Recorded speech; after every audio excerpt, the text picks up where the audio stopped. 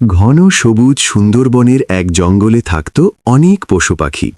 হাতি হরিদাস, হরিণ ঝুমা, জেব্রা ঝিলিক, বানর বুলু, খরগোশ টুকু, তোতা পাখি টুনি আর হায়না হালুম সবাই মিলেই ছিল এক বড় পরিবার। কিন্তু তাদের সবার প্রিয় ছিল একজন, শিয়াল পণ্ডিত।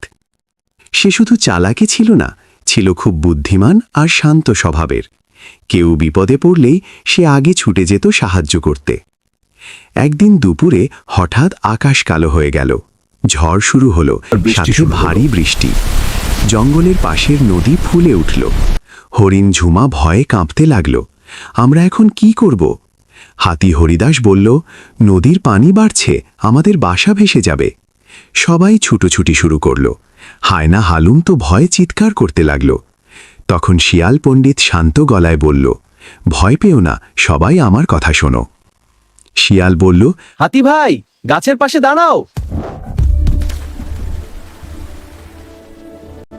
জেব্রা আর হরিণ, হাতির পাশে থাকো।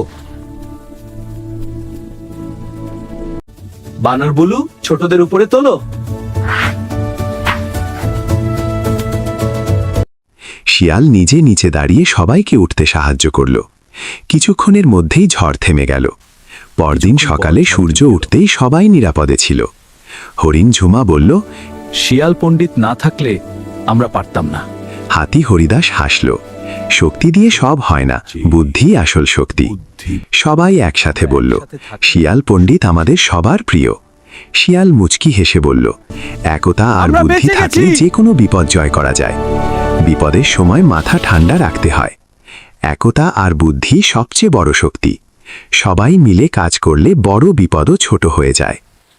বিপদে মাথা ঠান্ডা রাখো। আমাদের নতুন গল্প পেতে চ্যানেলটা সাবস্ক্রাইব করুন, একটি লাইক দিন। হ্যাঁ, একদম ঠিক। সবাই মিলে এসো। এত কষ্ট করে আপনাদের জন্য কার্টুন ভিডিও বানাই, কিন্তু আপনারা ভিডিওতে লাইক দেন না, চ্যানেলটা সাবস্ক্রাইব করেন না। প্লিজ চ্যানেলটা সাবস্ক্রাইব করুন আর একটি লাইক দিন। ধন্যবাদ সকলকে।